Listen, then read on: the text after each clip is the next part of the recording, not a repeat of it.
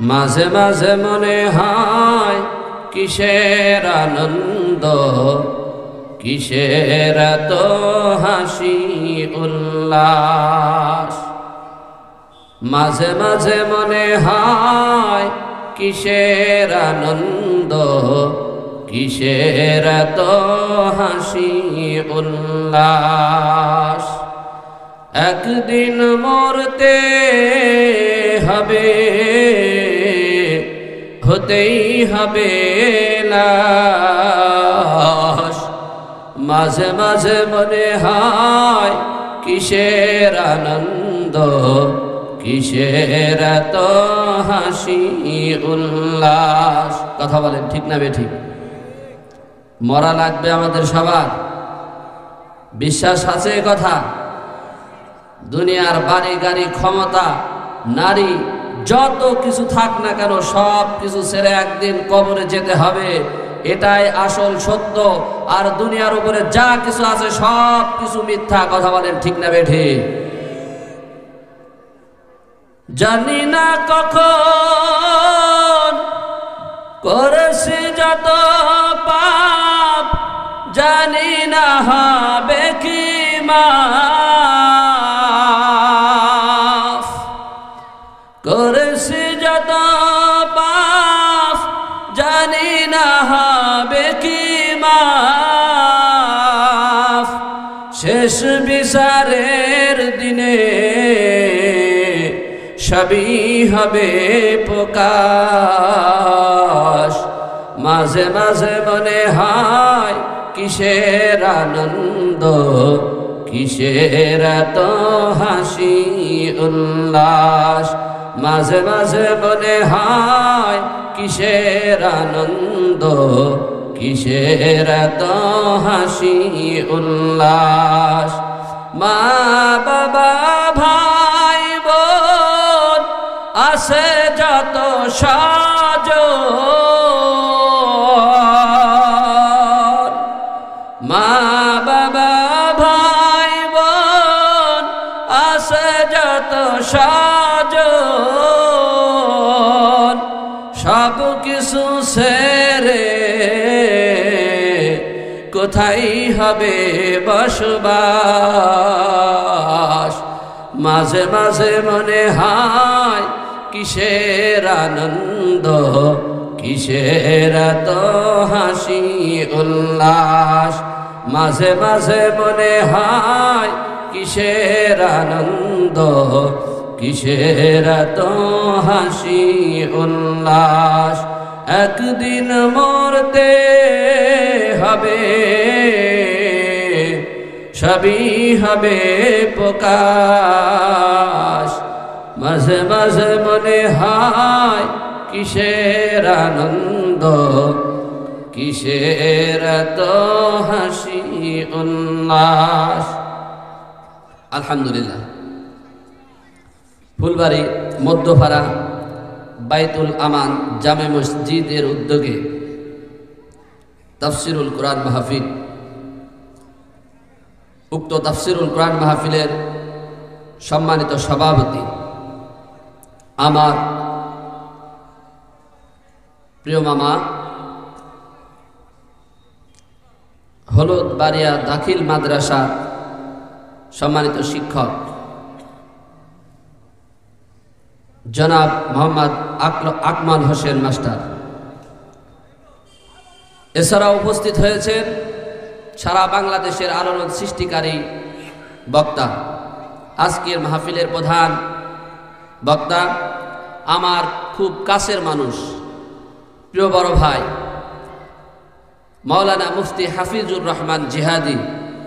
আল্লাহ তাআলা তার এই বান্দাকে দ্বীনের হক কথাগুলো মানুষের দ্বারে দ্বারে পৌঁছায় দেওয়ার তৌফিক দান করুন, সকলে বলে আমিন। এছাড়াও আলোচনা করে ধন্য করেছেন আমার প্রিয় বড় ভাই উস্তাদ সমতুল্য ব্যক্তিত্ব, যার অনেক দিক নির্দেশনা পরামর্শ মাধ্যমে আমি এই আলোচনার জগতে এসেছি, আলোচনা শিখেছি। প্রিয় ভাই মাওলানা আব্দুল হালিম ভাই, এছাড়াও আলোচনা করেছেন আমার বন্ধুবর ভাই, একই সাথে হেফজখানা থেকে পড়াশোনা করেছি, মাওলানা ওবায়দুর রহমান। মঞ্চে উপবিষ্ট অতিথি বিন্দু, আলেম ওলামা ইকরাম, আমার সামনে উপবিষ্ট দিন প্রিয়, ইসলাম প্রিয় আমার এলাকাবাসী মুসলমান, বিশেষ করে আজকে আমার এই মাহফিলটা খুবই আনন্দদায়ক। আমার রক্ত সম্পর্কিত মানুষগুলো এখানে সব থেকে বেশি, আমি অন্য কোনো মাহফিলে এত রক্ত সম্পর্কীয় শ্রোতা পাই নাই। আলহামদুলিল্লাহ, আপনাদের দোয়ায় আমি কথা বলার অনেক জায়গায় সুযোগ হয়। বিশেষ করে আমার আব্বাজান এখানে বসে আছেন, আল্লাহ তাআলা যেন তাকে নেককার মানুষ হিসাবে কবুল করেন। আপনারা সবাই আমার আব্বার জন্য দোয়া করবেন। পর্দার আড়ালে আমার আম্মা বসে আছেন, আমার মামি, খালা সহ অনেকেই আছেন, বিশেষ করে মা বোনেরা যারাই আছেন সবাইকে অন্তরস্থল থেকে সালাম, আসসালামু আলাইকুম ওয়া রাহমাতুল্লাহি ওয়া বারাকাতুহু। শুকরিয়া আদায় করছি সেই মহান আল্লাহ তাআলার দরবারে, যে আল্লাহ তাআলার অশেষ মেহেরবানিতে সুন্দর পরিবেশে সুস্থ অবস্থায় দুনিয়ার সমস্ত মায়া ত্যাগ করে, দয়া করে, মায়া করে, দুনিয়ার সমস্ত ঝয় ঝামেলা থেকে হেফাজত করে যে আল্লাহ তাআলা আমাদেরকে কুরআন শোনার জন্য এই সামিয়ানার নিচে এসে বসার তৌফিক দান করেছেন, সেই মহান রব্বুল আলামিনের দরবারে শুকরিয়া আদায় করি। সকলে জবানটা উজাড় করে দিয়ে বলি আলহামদুলিল্লাহ। দরুদ এবং সালাম পেশ করছি সেই মহামানবের প্রতি, যে মহামানবকে আল্লাহ তাআলা মানবতার আদর্শ, মানবতার নেতা হিসাবে প্রেরণ করেছেন। সকলে বলি সাল্লাল্লাহু আলাইহি ওয়াসাল্লাম। সম্মানিত মুসলমান ভাইরা, আমাদের নেতাকে, কথা বলেন, মুসলমানদের নেতাকে হযরত মুহাম্মদ সাল্লাল্লাহু আলাইহি ওয়াসাল্লাম। আমরা এই মাত্র দরুদ শরীফ পড়েছি, চারটা কথা বলেছি। কয়টা কথা? চারটা কথা। আল্লাহুম্মা, হে আল্লাহ তাআলা, সাল্লি আলা, আমি দরুদ পড়ছি সেই নবীর উপরে, সাইয়্যিদিনা, যিনি আমাদের নেতা। জোরে জোরে বলেন সুবহানাল্লাহ। দরুদের আমরা মিলাদ পড়ি, কিয়াম পড়ি, এই কথা বলি, কিন্তু এটা যদি বাংলায় হুজুররা বলে তাই বলে রাজনীতি করে। কথা বলেন ঠিক না বেঠিক? দরুদের প্রথম কথাই হলো আমি সেই নবীর উপরে দরুদ পড়ছি যিনি আমাদের নেতা। সাইয়্যিদিনা শব্দের অর্থ কি? শুধুমাত্র নেতাই নাই, ও মাওলানা, তিনি আমাদের অভিভাবক, ইমানদারদের অভিভাবক কে? হযরত মুহাম্মদ সাল্লাল্লাহু আলাইহি সাল্লাম। ওয়া আলা আলি সাইয়্যিদিনা ওয়া শাফিঈনা, তিনি শুধুমাত্র এই দুনিয়ার নেতা নয়, সলিমুদ্দি, কলিমুদ্দি, শেখ হাসিনা, খালেদা জিয়া, যত ডক্টর ইউনূস বলেন, ডোনাল্ড ট্রাম্প ক্ষমতায় এসেছে, এই সমস্ত দুনিয়ার ভারতের নরেন্দ্র মোদী বলেন, এরা 5 বছর, 10 বছর, হয়তো বা 20 বছর ক্ষমতায় থাকে, এদের নেতৃত্ব থাকে, একটা সময় এদের আর ক্ষমতা থাকে না। কিন্তু আমার আপনার নবী এমন একজন নেতা, আমার আপনার নেতা এমন একজন নেতা, যেই নেতা পরকালেরও নেতা। জোরে জোরে বলেন সুবহানাল্লাহ। কাল কিয়ামতের দিন, মুসিবতের সময়, যখন কেউ কাউকে চিনবে না, কেউ কারো পরিচয় দেবে না, কেউ কারো সঙ্গে হবে না, সেই দিন ইয়াউমা ইয়াফিরুল মারউ মিন আখিহি ওয়া উম্মিহি ওয়া আবিহি ওয়া সাহিবাতিহি ওয়া বানিহি, সেই দিন ভাই তার ভাই পরিচয় দেবে না, মা তার সন্তানের পরিচয় দেবে না, সেই দিন বাবা তার সন্তানকে চিনবে না, কেউ কাউকে চিনবে না। ওই দিন নেতা হিসাবে আমাদের পাশে সুপারিশ করার জন্য যেই বান্দা দাঁড়িয়ে যাবে, তিনি হলো আমার আপনার নবী জনাবে রাসূলুল্লাহ সাল্লাল্লাহু আলাইহি সাল্লাম। কথা বলেন ঠিক না বেঠিক? তাহলে মুসলমানদের এমন নেতা, এমন একজন নেতা যেই নেতা দুনিয়ায় শুধুমাত্র নেতৃত্ব দেবে না, দুনিয়ায় যদি সেই নেতার অনুসরণ করা যায়, সেই নেতার মতো রাজনীতি করা যায়, সেই নেতার আদর্শ মতো চলা যায়, পরকালে সেই নেতা আমার আপনাকে সুপারিশ করে জান্নাতে নিয়ে যাবে। জোরে জোরে বলেন সুবহানাল্লাহ। তাহলে সেই নেতার আদর্শ দুনিয়ায় মানার দরকার আছে না নাই? আর আমি আপনি দুনিয়ায় যদি সলিমউদ্দিন কলিমউদ্দিন এই সমস্ত শয়তানের দোসরদের নেতা মেনে চলেন, এই সমস্ত নেতারা পরকালে তো আমাকে আপনাকে চিনবেই না, পরিচয় দেবেন না, বরং এই সমস্ত নেতাদের কারণে আমার আপনার জাহান্নামে যাওয়া লাগবে। কথা বলেন ঠিক না বেঠিক? আমরা কি জাহান্নামে যেতে চাই? কে কে যেতে চান না হাত তোলে। নারায়ে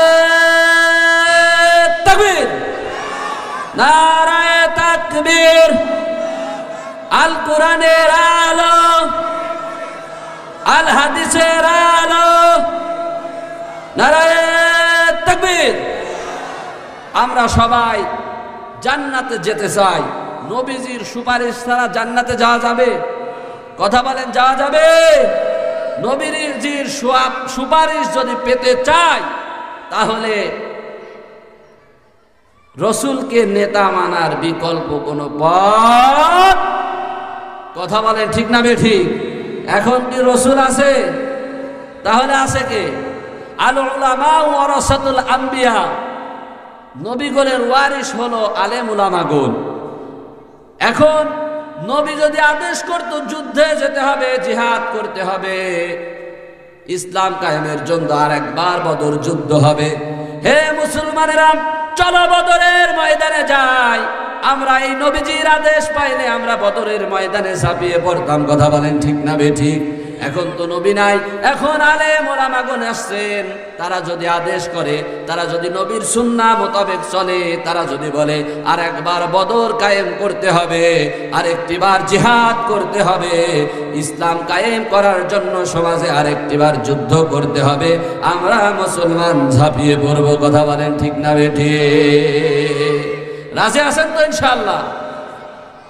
এর বাইরে কোনো বিকল্প পথ নাই সম্মানিত মুসলমান ভাইয়েরা। এজন্য আমাদের উচিত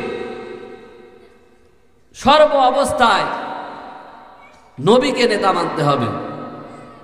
সর্ব অবস্থায় আপনি কোরআনের কিছু অংশ মানবেন আর কিছু অংশ মানবেন না, এটা হতে পারে না। এইভাবে আপনি আমি চলতে পারবো না।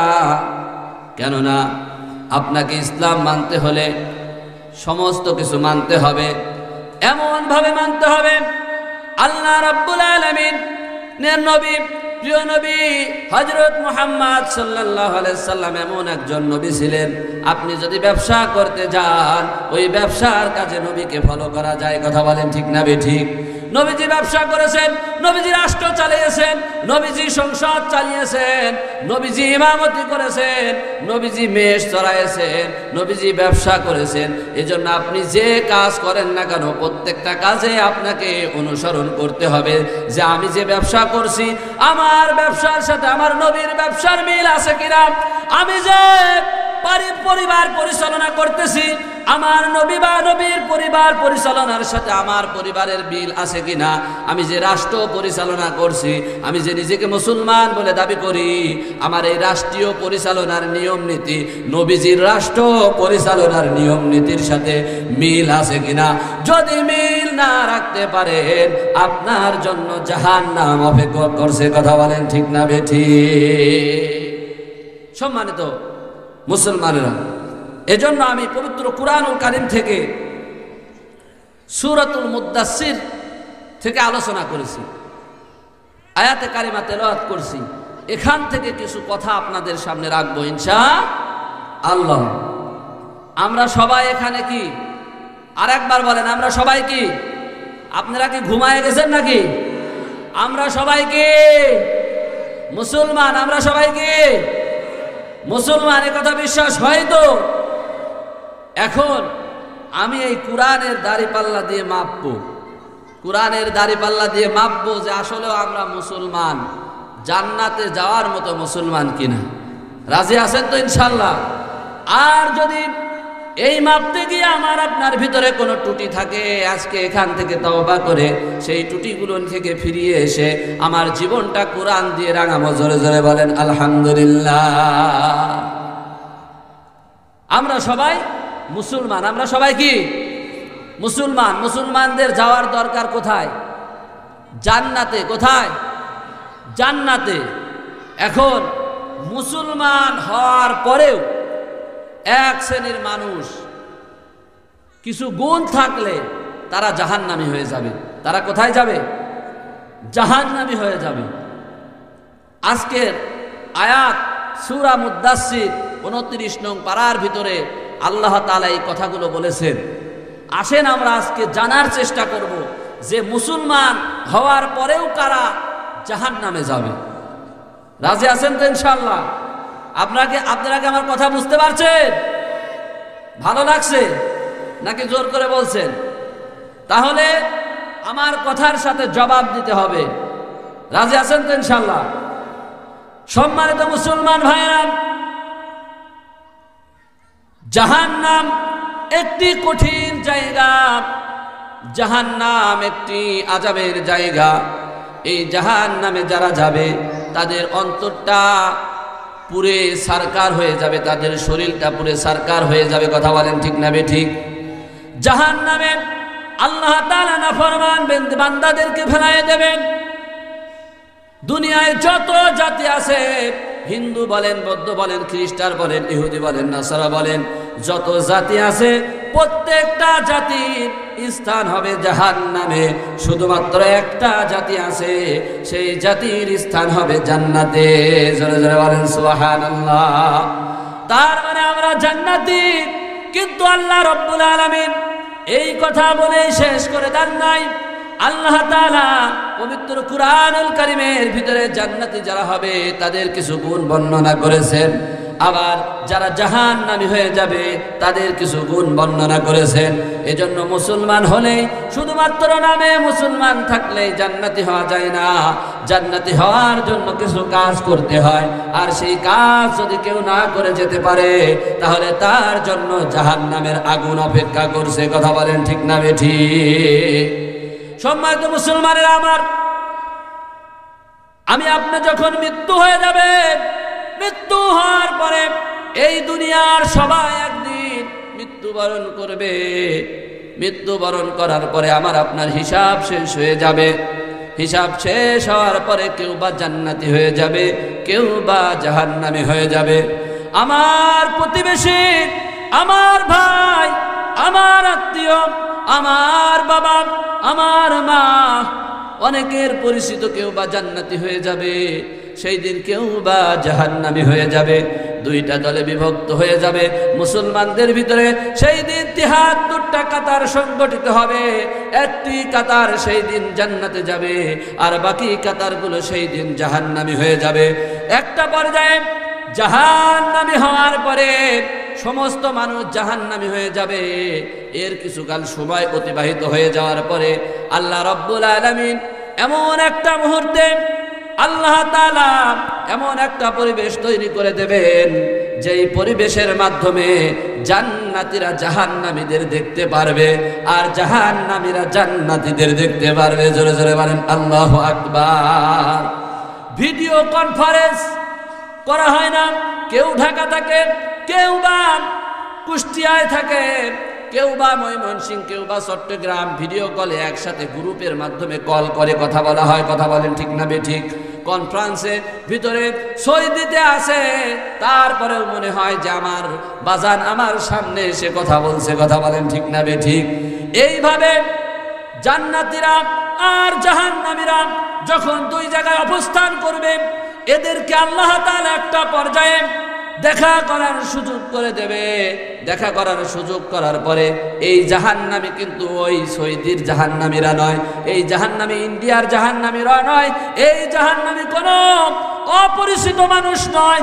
এই জাহান্নামী, যে জাহান্নামীদেরকে দেখার পর্যন্ত সৌভাগ্য আল্লাহ করে দেবে, জাহান্নামের আযাবের দেখার সৌভাগ্য করে দেবে, সেই জাহান্নামী হলো আমার আপনার প্রতিবেশী, আমার আপনার নেতা, আমার আপনার আত্মীয় স্বজন, যারা মুসলমান হওয়ার পরেও বিভিন্ন গাদ্দারিমূলক কাজ করেছিল, ওই দিন তারা জাহান্নামে জ্বলবে। আর আমার আপনার মতো যারা জান্নাতি হয়ে যাবে তাদেরকে দেখার সুযোগ করে দেবে। জোরে জোরে বলেন আল্লাহু আকবার। দেখার সুযোগ করে দেবে। সম্মানিত মুসলমান ভাইরা, এই জাহান্নামে যারা অবস্থান করবে, মুসলমান নামধারী, মুসলমান হওয়ার পরেও যারা আল্লাহর হুকুম মেনে চলে নাই, তাদেরকে এই জাহান্নামে ফেলা হবে। জাহান্নামের স্তর মোট 7টি। এর ভিতরে এই জাহান্নামটা একটা কঠিন জাহান্নাম। এই জাহান্নামের নাম হলো সাকার নামক জাহান্নাম। কি জাহান্নাম? সাকার।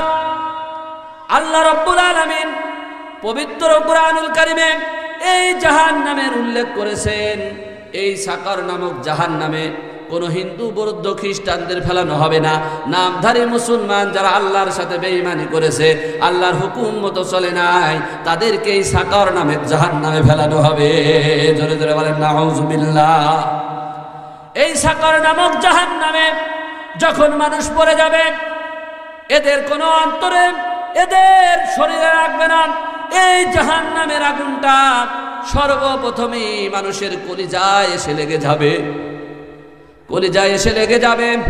এই জাহান্নামের কথা যখন আল্লাহ তাআলা এই কনফারেন্সের আয়োজন করা হবে, মুসলমানরা দেখতে পারবে যে ওই যে জাহান্নামের ভিতরে জাহান্নামীরা জ্বলছে, তখন তারা বলবে মা সালাকাকুম ফি সাকার।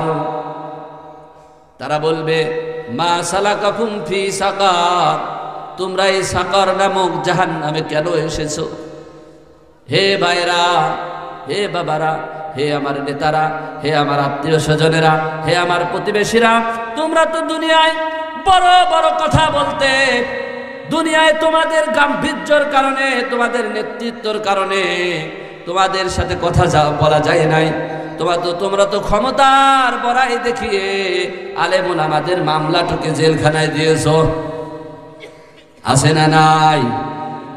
মাহফিল বন্ধ করে দিয়েছো বছরের পর বছর, একটা কুরআনের মাহফিল দিতে পারা যায় নাই। মামলা দিয়ে মাহফিলগুলো বন্ধ করেছো, হুমকি দিয়েছো, গাড়ি পুড়িয়ে দিয়েছো, বাড়ি পুড়িয়ে দিয়েছো। আজকে কেন তোমার এই অবস্থা হে বান্দা?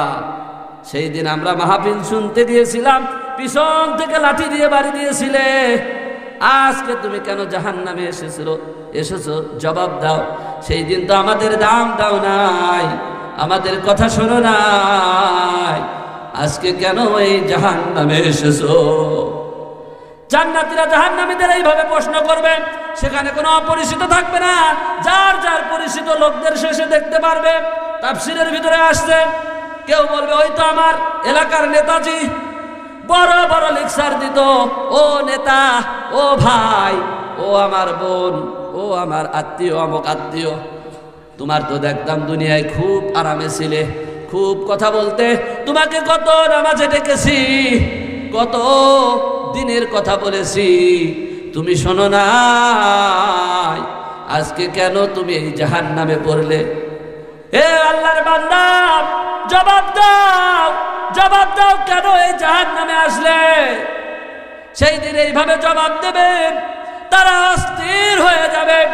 আবার জান্নাতীরা দেখতে পারবে, হায় রে হায়, ওই তো আমার অমুক মোল্লা বলে গালি দিয়েছি, মুসল্লি বলে গালি দিয়েছি, কোনো দাম দেই নাই, আজকে কি সুন্দর বড় বড় চেয়ার নিয়ে বসে গেছে ওই জান্নাতের ভিতরে। তারা আফসোস করতে থাকবে আর বলতে থাকবে, হায় হায়, আমি যদি তোমাদের মতো সেই সময় কথা শুনতাম, সেই সময় নামাজ পড়তাম, ফুলবাড়ি, মধ্যপাড়া, উত্তর মধ্যপাড়া বাইতুল আমান জামে মসজিদের উদ্যোগে মাহফিল হয়েছিল, কত কোরআনের কথা হয়েছিল, সেই দিন ভ্রুক্ষেপ করি নাই।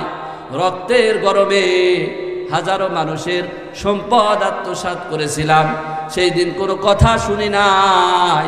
সেই দিন যদি আমি শুনতাম, আজকে তোমার সাথে ওই জান্নাতে থাকতে পারতাম। এইভাবে আফসোস করতে থাকবে।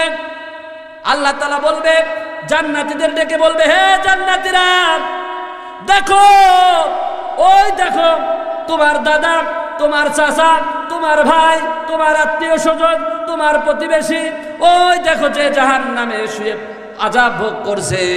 হে বান্দা, তুমি যদি আমার হুকুম দুনিয়ায় না মেনে আসতে, আজকে ওই আযাবের সম্মুখীন তোমার হওয়া লাগতো। তোমার ওই কঠিন জাহান্নাম থেকে বাঁচিয়ে আমি আল্লাহ তাআলা জান্নাত দান করেছি। জোরে জোরে বলেন সুবহানাল্লাহ। আবার জান্নাতীদেরকে আল্লাহ বলবে, হে জাহান্নামীরা, জাহান্নামীদের ডেকে বলবে, হে জাহান্নামীরা, তোরা ওই মোল্লা বলে গালি দিতি, তোরা ওই দাম দিতি না নামাজ পড়ার কারণে, তাদের কোথাও ডাকতি না, তাদেরকে লাঞ্ছিত অপমানিত করতি, তাদেরকে তোরা বিভিন্নভাবে কষ্ট দিতি। মসজিদে গেলে কোন মাহফিলে বসলেই বলতি, জঙ্গিবাদের ট্যাগ লাগাই দিতি। আজকে দেখ, তোরা যদি আমি আল্লাহ তাআলার হুকুম মেনে চলতি, ওদের মতো আমি আল্লাহ তাআলার গোলামি করতি, আজকে জান্নাত ওই উঁচু উঁচু চেয়ার, সুন্দর সুন্দর ফল, সুন্দর সুন্দর নহর তোদের দান করতাম। জোরে জোরে বলেন সুবহানাল্লাহ। আল্লাহ তাআলা এটা বলবেন। সম্মানিত মুসলমান ভাইরা, এই জাহান্নামে, সাকার নামক জাহান্নামে এত কঠিন আযাব হবে, 4 ধরনের। তারা যখন এই আযাব ভোগ করতে থাকবে, এই আযাব ভোগ করতে করতে এমন একটা সময় আসবে, তাদের দেহগুলি শুকিয়ে যাবে, তাদের দেহগুলি শুকিয়ে যাবে, পিপাসায় তারা কাতরাইতে থাকবে, আর আফসোস করতে থাকবে, আর বলতে থাকবে, আর তো পারি না। কুরআনুল কারীমের ভিতরে এসেছে, আল্লাহ তাআলা সূরা মুমিনের ভিতরে বলছেন, তারা একদিনের ছুটি চাবে, একদিনের আযাব মওকুফের দরখাস্ত করবে। আল্লাহ তাআলা সূরা মুমিনের তাফসীরের ভিতরে আসছে, জাহান্নামীরা সেই দিন বলবে, হে আমার নেতা, তোমার পিছনে খুব ঘুরেছে, আজকে আল্লাহর কাছে দোয়া করো, আমাদের একদিনের জাহান্নামের আযাব আজকে লাঘব করে দেওয়া হোক। আজকে একদিনের জন্য আমরা একটু মুক্তি চাই, এই আযাব তো আর সহ্য করতে পারি না, আল্লাহ একটি দিনের জন্য আমাদের একটু রেস্ট দাও। এইভাবে যখন আফসোস করবে আর কাঁদবে, ফেরেশতারা কোনো জবাব দেবে না। আমার আল্লাহ 1000 বছর পরে ওদের উত্তর দেবে, এ বান্দা বল, কি বলতে চাস? বলে, আল্লাহ আমরা তো আর সহ্য করতে পারতেছি না এই কঠিন জাহান্নামের আযাব, আল্লাহ আমাদের আযাবকে একটু লাঘব করা যায় না? আল্লাহ বলবে, চুপ কর, আর তোদের কোনো কথা শোনা হবে না। অনেক সময় দুনিয়ায় দিয়েছিলাম, ওই সময় কি তুমি বুঝতে পারছিলে না যে তুমি ভুল করছো? তুমি আমার হুকুম, নামাজের সময় চলে যায়, রোজার সময় চলে যায়, কত দিন চলে যায়, রাত চলে যায়, কিন্তু তোমরা আমি আল্লাহ তাআলার কথা শোনো নাই, নামাজে যাও নাই, ইসলামী আন্দোলন করো নাই, ইসলামের বিরুদ্ধে হাজার হাজার ভাবে লক্ষ লক্ষ মামলা দিয়ে ইমানদারদেরকে নির্যাতন জুলুম করেছো। আজ তোমার মনে পড়েছে যে কষ্ট হয়, আছে না নাই? একটু করে জিকির করে, লা ইলাহা ইল্লাল্লাহ। যারা বসে দাঁড়ায় আছেন, একটু আগে আসেন না, মাহফিলের পরিবেশটা একটু সুন্দর করেন, আসেন, কেউ দাঁড়ায় থাকবে না।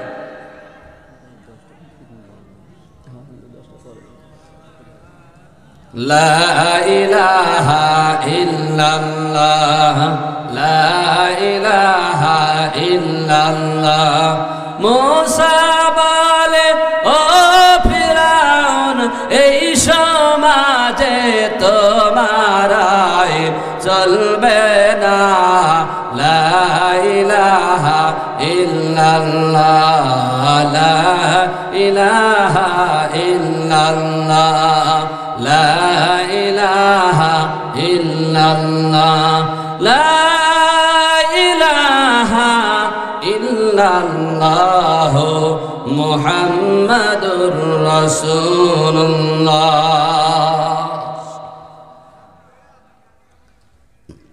সম্মানিত মুসলমানেরা, আমার প্রিয় ফুলবাড়ির গ্রামের ভাইয়েরা, বাবারা, কান লাগায় শোনার চেষ্টা করবেন।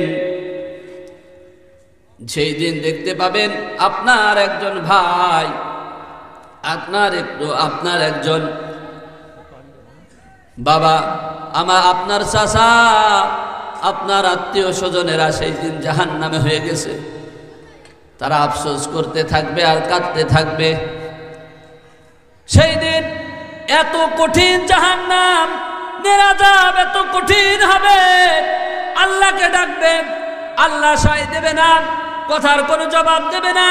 সেই দিন তাফসীরের ভিতরে, কোরআনের ভিতরে বলা হচ্ছে, সেই দিন তারা এমন অবস্থা হবে, তারা মরবেও না, তারা বাঁচবেও না। জোরে জোরে বলেন আল্লাহু আকবার। সেই দিন তারা মাটি হয়ে যাওয়ার কথা বলবে, তারা মৃত্যুর আশা করবে।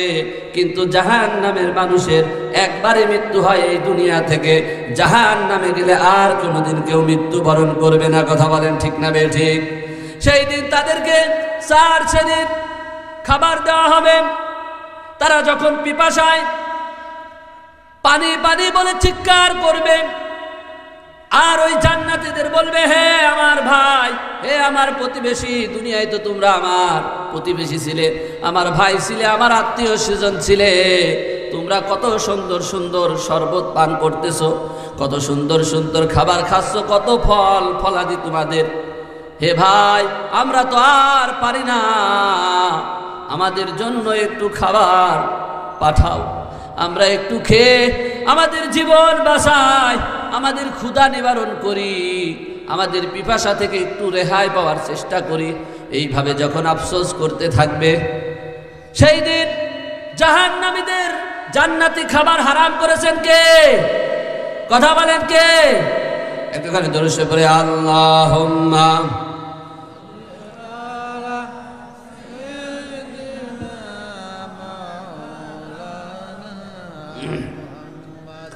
ওয়ালা আলি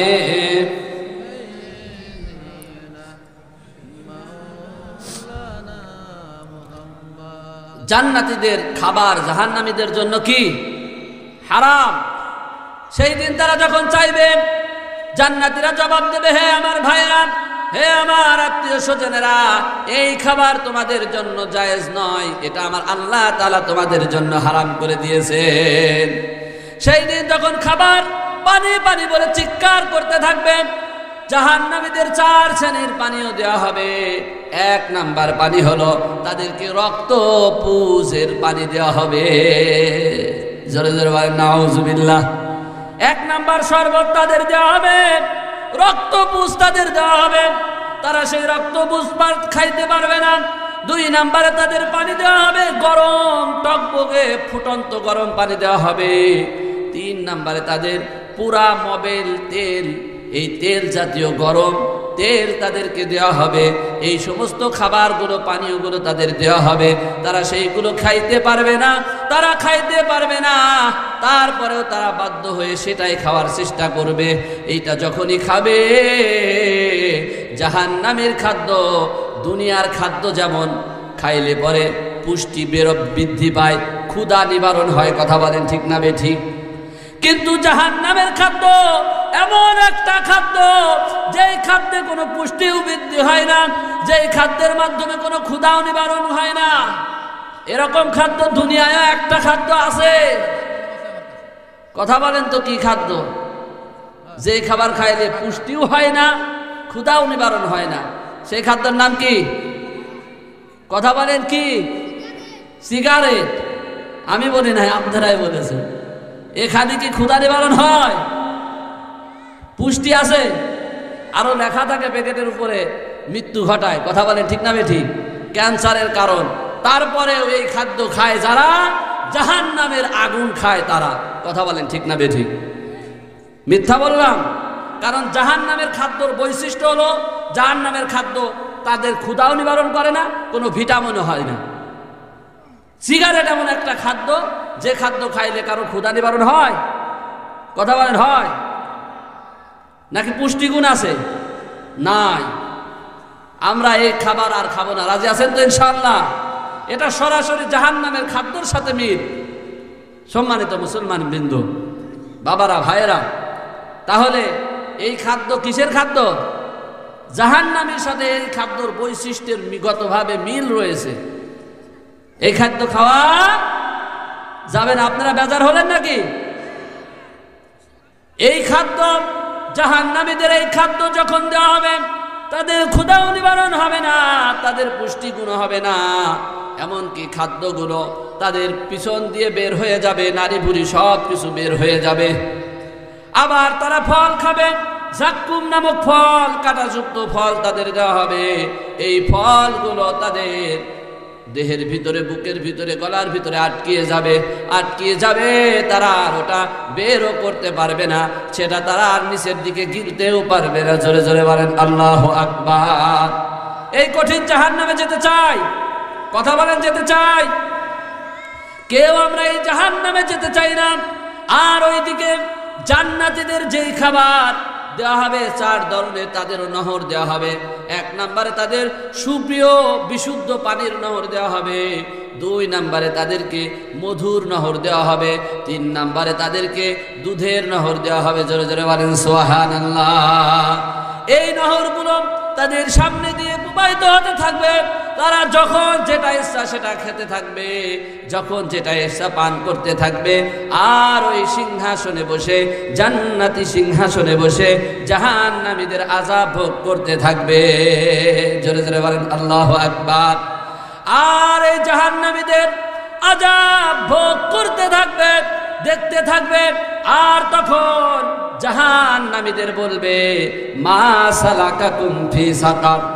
বলো, হে আমার ভাই, হে আমার বন্ধু, কেন এই জাহান্নামে এসেছো? একটু জবাব দাও।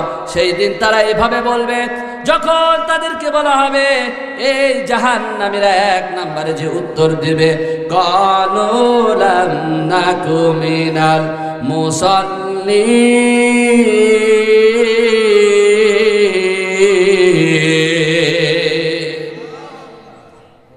তারা 1 নম্বরে জবাব দেবে, আমরা নামাজি ছিলাম না।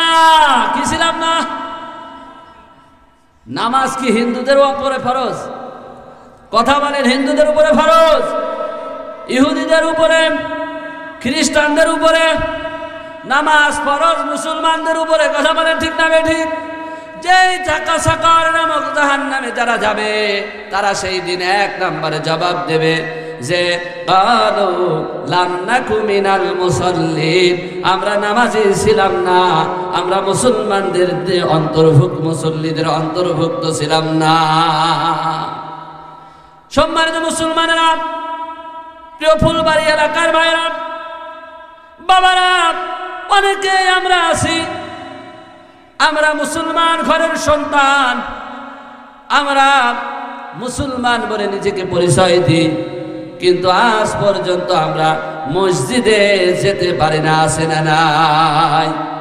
যারাও বা যায়, শুধুমাত্র মাঝে সাথে যায়, শুক্রবারে নামাজ পড়ি, জুমার দিনে নামাজ পড়ি, জানাজার নামাজ পড়ি, ঈদের নামাজ পড়ি, আর সারা দিন প্রতিদিন 5 ওয়াক্ত নামাজে আমাকে আপনাকে ডাকা হচ্ছে, আমি আপনি ওই নামাজের দিকে যাই না। আছে না নাই?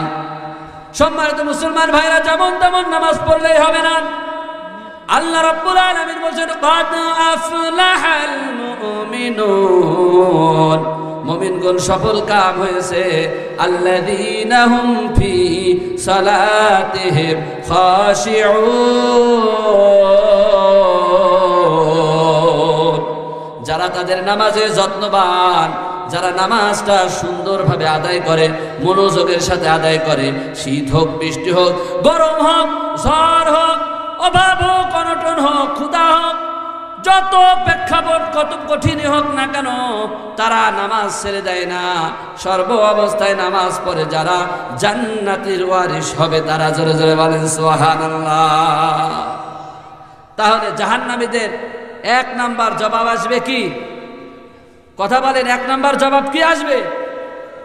আমরা নামাজই ছিলাম না। এখানে ফুলবাড়ির মুসলমানরা সবাই নামাজ পড়ে নাকি বলেন? কথা বলেন, বলেন পড়ে। যারা সেই দিন আমার প্রতিবেশী, আমার ভাই, আমার আত্মীয় স্বজন যারা নামাজ পড়ে না, সেই দিন আপনার সামনে, সেই দিন তারা আযাব ভোগ করতে থাকবে। আর এই জবাব দিতে থাকবে যে, তোমরা নামাজ পড়েছিলে, আমাদেরকে নামাজের কথা বলেছিলে, সেই দিন আমরা নামাজ পড়ি নাই, আমরা রোজা রাখি নাই, আমরা তোমাদের কথা মতো চলি নাই, আজকে যদি আমরা নামাজি হয়ে যেতাম, তোমরা কত নামাজের জন্য ডেকেছো, নামাজের দাওয়াত দিয়েছো, আমি আপনি যদি নামাজি হয়ে যেতাম, সেই দিন ওই সাকার নামক জাহান্নাম থেকে বেঁচে যেতাম। কথা বলেন ঠিক না বেঠিক? সাকার নামক জাহান্নাম থেকে বাঁচতে চাই কারা কারা? হাত তোলেন তো একটু। সাকার নামক জাহান্নাম থেকে বাঁচতে চাই কারা কারা? সবাই। সাকার নামক জাহান্নাম থেকে বাঁচতে হলে 1 নাম্বার গুণ অর্জন করতে হবে কি? কথা বলেন কি? নামাজ পড়বো তো আমরা সবাই ইনশাআল্লাহ? আল্লাহ কবুল করুন, সকলে বলে আমিন। আমরা আজ থেকে নামাজ ছেড়ে দেব না। নামাজ যদি আমি আপনি ছেড়ে দিই, সাকার নামক কঠিন জাহান্নাম আমার আপনার জন্য অপেক্ষা করছে। 2 নম্বরে বলছে যে ওয়ালাম নাকুন তুইমুল মিসকিন, আমরা এতিম মিসকিনদের খাবার দিতাম না। 2 নাম্বার জবাব এই জাহান্নামীরা দেবে, আমরা এতিমদের খাবার দিতাম না, মিসকিনদের খাবার দিতাম না। তাফসীরের ভিতরে আসছে, এখানে যাকাতের কথা বলা হয়েছে, এখানে হকের কথা বলা হয়েছে। অনেক মানুষ আছে মুসলমান, নিজেকে দাবি করে, নামাজ পড়ে, রোজা রাখে, হজ করে, যাকাত দেয়, সব ঠিক আছে, কিন্তু অন্যের অধিকার, অন্যের হক, টাকা পয়সা যখনই পায় আরামে মেরে গোপন করে দেয়। আছে না নাই? লক্ষ লক্ষ কোটি কোটি টাকা পাচার করে বিদেশে বাড়ি করে, গাড়ি করে, আবার তাহাজ্জুদ পড়ে। আছে না নাই? এই যে কিছুদিন আগে যে নেতারা পালিয়েছে, ওরে তাহাজ্জুদের স্বপ্ন দেখায় তো আমাদের, কিন্তু হাজার হাজার কোটি টাকা পাচার করে এই গরিব বাংলার জনগণের টাকাগুলো পাচার করে লক্ষ লক্ষ কোটি টাকার বাড়ি গাড়ি করেছে কানাডায়। কথা বলেন ঠিক না বেঠিক? এরা যতই তাহাজ্জুদ গুজারি হোক না কেন, সেই দিন দেখতে পারবেন এই সমস্ত শাসকের গোষ্ঠীরা ওই সাকার নামক জাহান্নামের ভিতরে হাবুডুবু খাচ্ছে আর আফসোস করছে, আর বলবে আল্লাহ আমাকে আর একটু বার সময় দাও। আমি যদি সূরা মুমিনের ভিতরে আসছে যে আরেকবার যদি সময় পাই, এইবার দুনিয়ায় গেলে আমরা সব কিছু করব। আল্লাহ বলছে, হে বান্দা, তোমাকে কি ওই বুঝার মতো সময় দুনিয়ায় দিছিলাম না? তুমি তো 60 বছর, 70 বছর, 100 বছর, 80 বছর সময় পেয়েছিলে। এই সময় কি তোমার জন্য যথেষ্ট ছিল না?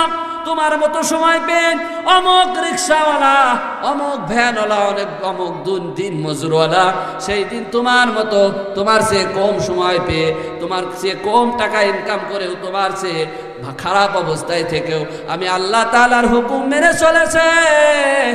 রাত্রে হলে, কঠিন শীত হলেও ফজরের নামাজে উপস্থিত হয়ে গেছে, আর তুমি সেই দিন পারো নাই। আজকে আর তোমার কোনো কথা শোনা নাই, এই জাহান্নামের আযাব তুমি ভোগ করতে থাকো। সম্মানিত মুসলমানেরা, এজন্য সাকার নামক জাহান্নাম থেকে বাঁচতে হলে তারা বলবে, যখন বলবে মা সালাকাকুম ফি সাকার, হে জাহান্নামীরা বলো তোমরা কেন জাহান্নামে এসেছো? তারা 1 নম্বরে জবাব দেবে ক্বালু লাম নাকু মিনাল মুসাল্লিন, আমরা নামাজি ছিলাম না। 2 নম্বরে জবাব দেবে ওয়ালাম নাকু নুতইমুল মিসকিন, আমরা মিসকিনদের খাবার দিতাম না, আমরা যখন যেটা পেতাম মেরে খেতাম। আছে না নাই? আজকালকে আমরা গরিব মানুষের হক মেম্বার চেয়ারম্যান এমন ভাবে খায়, খাইতে খাইতে পায়খানা আসে, ওটাও খায়। আছে না নাই? পায়খানার সিলাপ পর্যন্ত খেয়ে ফেলে।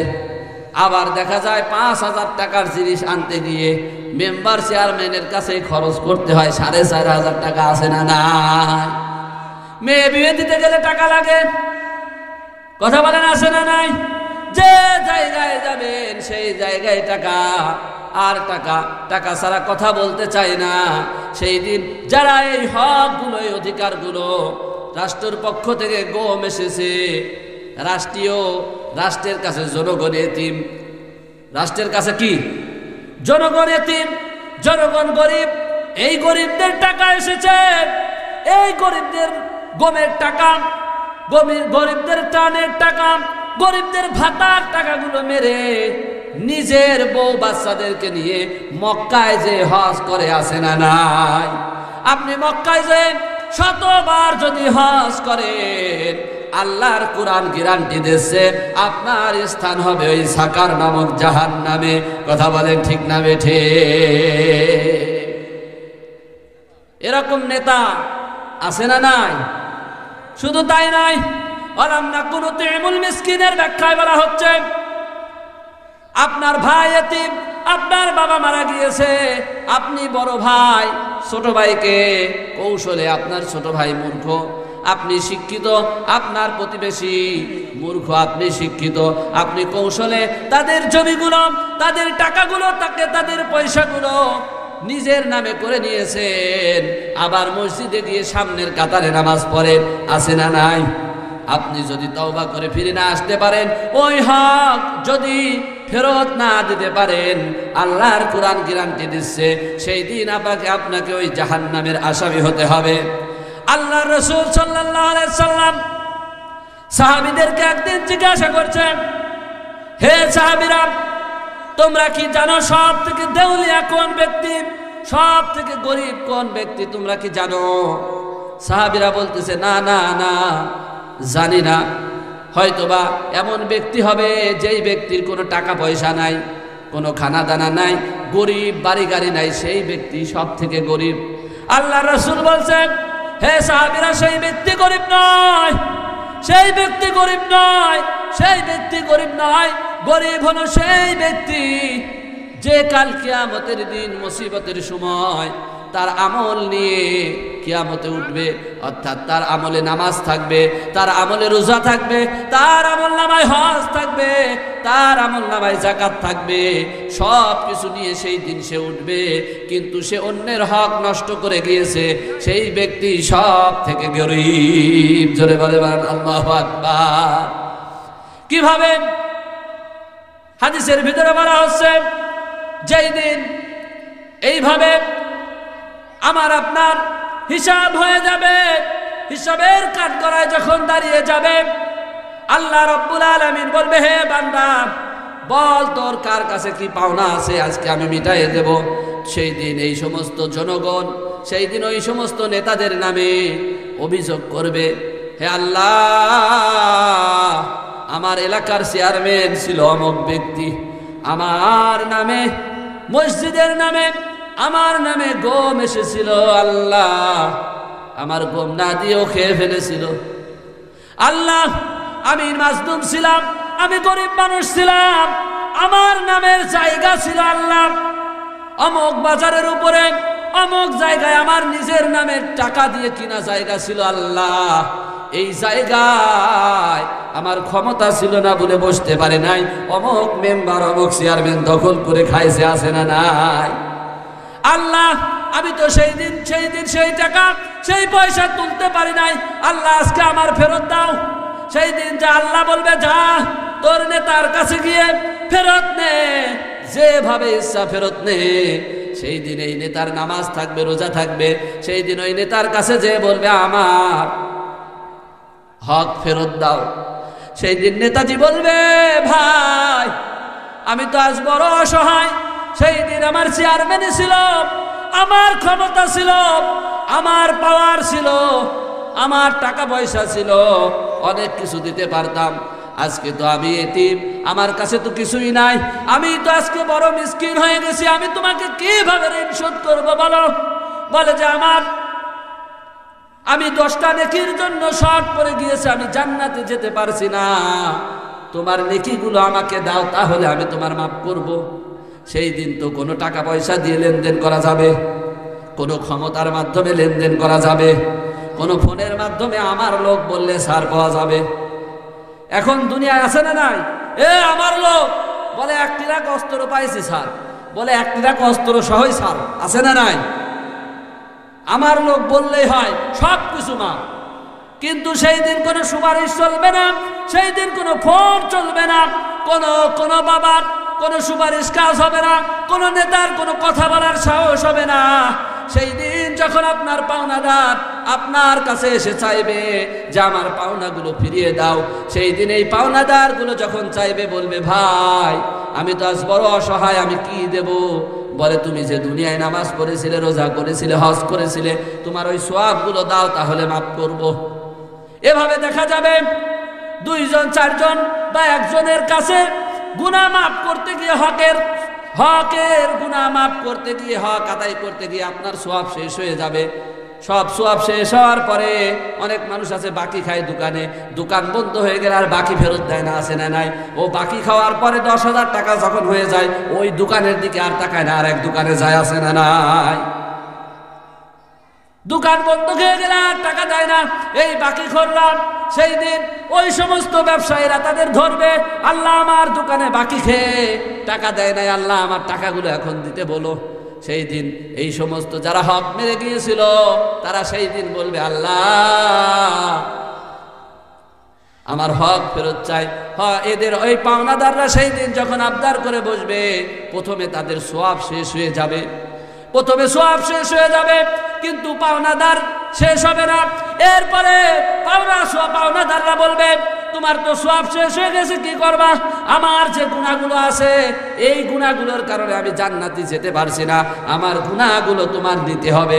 সেই দিন নিজের গুনাহ বাদ দিয়ে সওয়াব অন্যের গুনাহগুলো নিজের কাঁধে নিয়ে ওই বান্দারা জাহান্নামের আসামি হয়ে যাবে। এজন্য যারা নামাজ পড়ার পরেও, মুসলমান হওয়ার পরেও একজন অন্যজনের হক মেরে গোপন করে দিচ্ছেন, নিজের গায়ের জোরে অন্যের সম্পদ আত্মসাৎ করছেন, একটু হিসাব করবেন, আপনি শুধু মরা বাকি, জাহান্নামে সাকারে ঢুকতে আপনার সময় দেরি হবে না। কথা বলেন ঠিক না বেঠিক? সাকার নামক জাহান্নাম আপনার জন্য অপেক্ষা করছে। এজন্য সাকার নামক জাহান্নাম থেকে বাঁচতে চান যারা, কি করবেন? তারা হক আদায় করবেন। তারা নারায়ে তাকবীর, নারায়ে তাকবীর। প্রধান মেহমানের আগমন, লিল্লাহে তাকবীর। প্রধান মেহমান এসে গেছে, আমি আর বেশি আলোচনা করব না।